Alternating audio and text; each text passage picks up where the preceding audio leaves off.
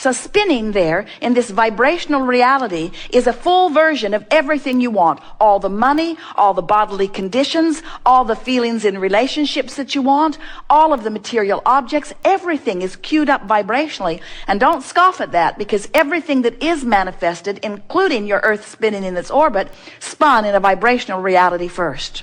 The difference is, once you are here on this earth, putting things into your vortex, the amount of time that it takes in your physical earth terms between not showing up in your experience and showing up in your experience is no time.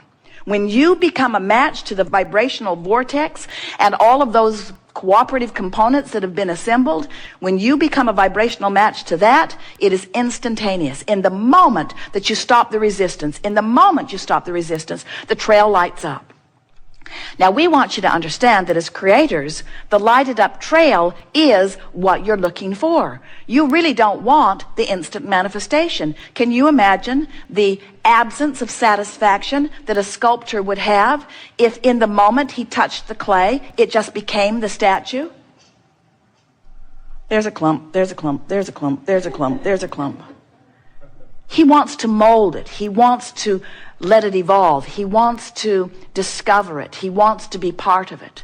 And so do you. So when you get into the vortex, we're not saying that you will have an instant manifestation of what you want, although sometimes it seems that fast to you in relative terms.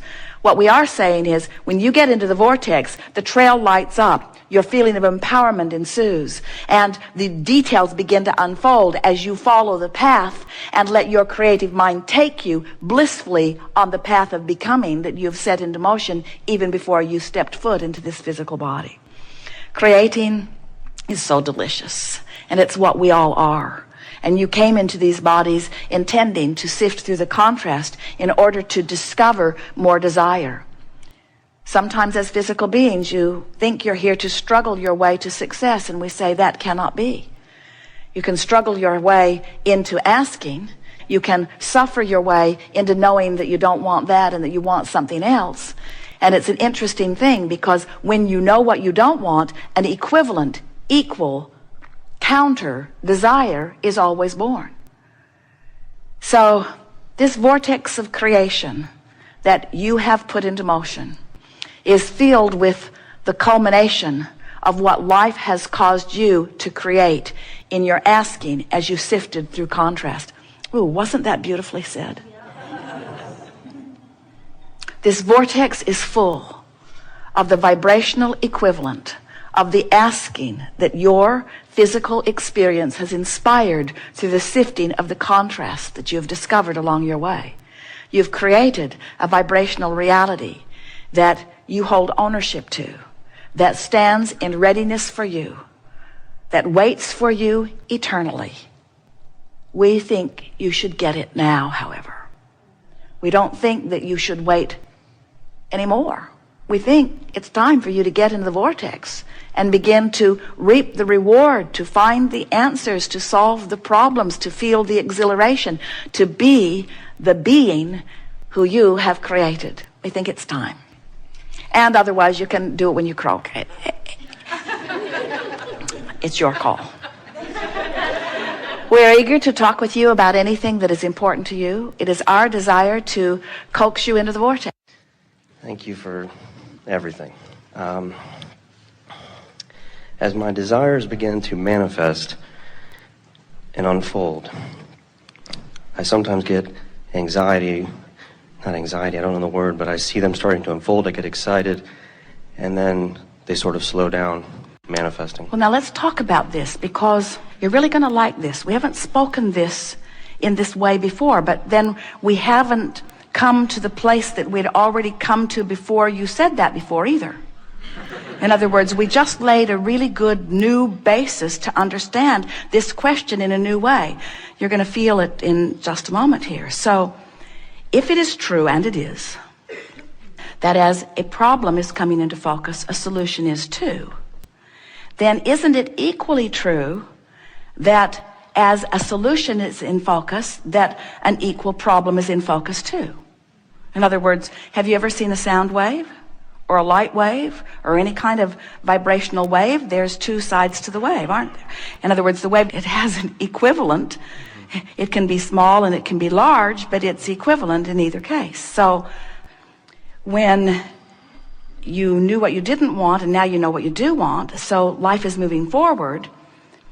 Now, maybe on another subject, you're more focused on the negative side of the wave than you are the positive side of the wave. So maybe you've tuned yourself negatively. Let's back up. Here'll be an easier way to hear it. You can't set your radio dial on 6:30 a.m. and hear what's being broadcast on 98.7 FM. Frequencies have to match up. The transmitter and the receiver have to be in sync. So let's say that you have several subjects that you are focused upon, and on one particular subject that you've wanted a lot about, you now have managed for a little bit of time to focus more inside the vortex. And so now things are moving along for you in a better way. But because you're not really yet completely at one with maintaining your inside the vortex vibration, occasionally you slip off into another vibration. And when you do, you now have access to the other side, the not good feeling side of that wave. Doesn't that make sense to you? A lot of times people say, I'm afraid to let myself want something because I will be so disappointed if it doesn't come. Well, what that is that's an awareness that I want that and I don't want the opposite of it. But the fact that I really, really, really want it means I really, really, really don't want the opposite of it. And frankly, I was happier when I sort of wanted it and sort of didn't want the opposite of it. When I sort of wanted it, then I could be sloppy in my thinking and it wasn't painful. But now I really want it. When I'm sloppy with my thinking, it's painful. And that's what makes people say, I'm waiting for the other shoe to drop. As if it has to go bad. I just know it's going to go bad. It always goes bad for me. And we say, it depends on where you're focused. The potential for wondrous or awful things is yours in every moment. And it all depends on where you've trained yourself. So now, think of different people you know, or different segments of society that you know, and think about what their waves are like. In other words, there are some people that don't let themselves dream big ever, because they don't want the other side of it. And there are people who dream so big, who are sloppy in their thinking, that live really awful things. Isn't it remarkable how many really, really famous people at what seems to be the top of their game crash and burn so badly? And doesn't it make sense to you now that you understand the wave? So then you say, okay, I sort of get this. And I've decided not to be a deliberate creator after all. I'm going to play it safer. I'm just going to want a little. And we say, we should have told you sooner, but you now know too much. You can't go back. Life is parlaying you into fantastic things, you see. So what we're really talking about here is you got to focus. You got to focus, because what's coming to you is coming in response to your allowance. And here's the thing that makes what we just said to you interesting and funny, but different than the way we were playing with it. And here's what we mean by this. You've already played your hand. You've already been living your life. You've already been asking and asking and asking and asking and asking and asking and asking. In other words, you've already put who you really are over here in this vortex of creation, and you really have no choice other than to get up to speed with who you are.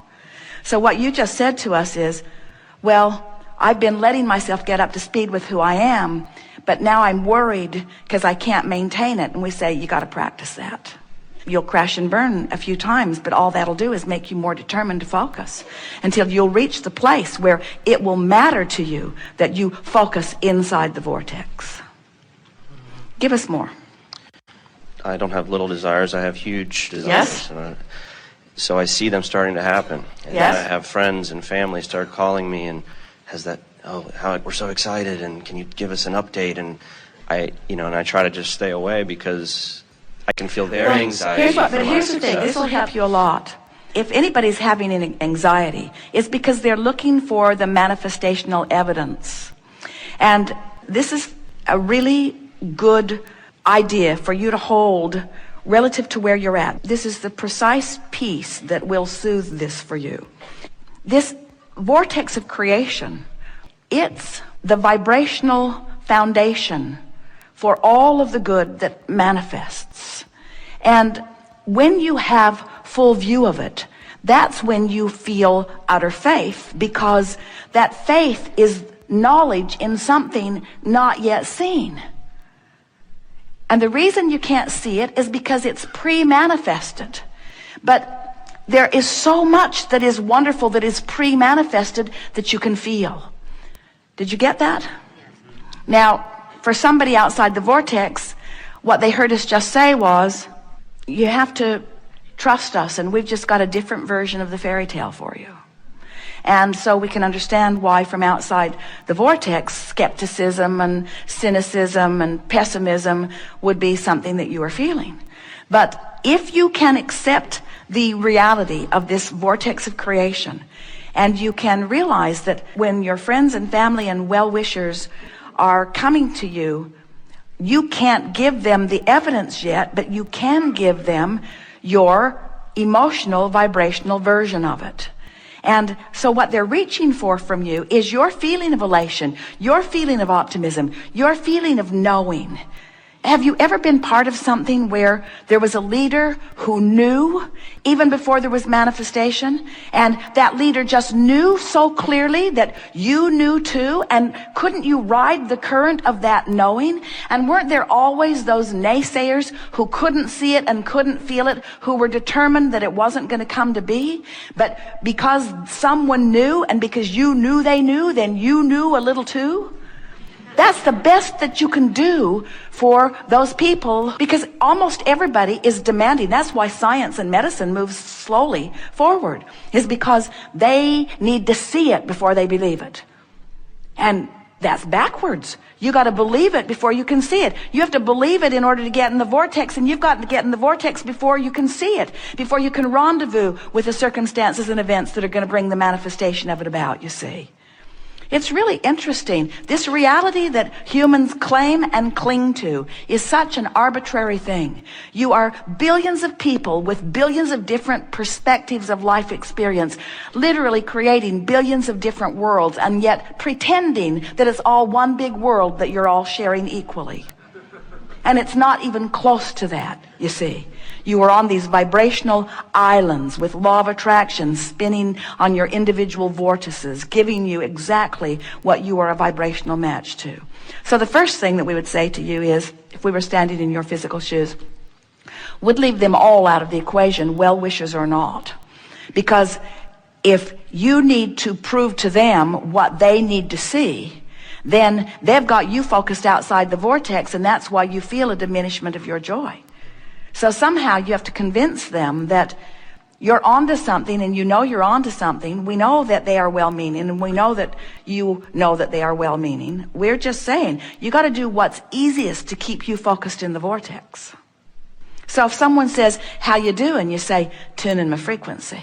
You say, well, how's it coming? Great, I feel great. What have you got to show for it? Joy. Well, what else you got to show for it? Vitality, clarity. What else you got to show for it? All that you're doing, what do you have to show for the work that you've been doing? Enthusiasm, life, passion.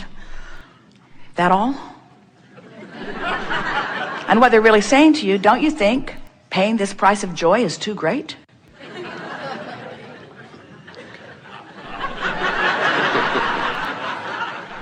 Someone might even say to you, well, you seem really, really happy, and you seem like you've got the world by the tail, but I don't see any evidence of well-being in your life. And you say, wait, everything I want is because I think in having it I will feel better. And now I found a way to feel better even before it comes. They say, yeah, that's what I'm saying. It hasn't come. What a lot of people on this path say is, all the things I thought I needed to manifest in order to be joyful, I felt joy before they manifested, but then they manifested. In other words,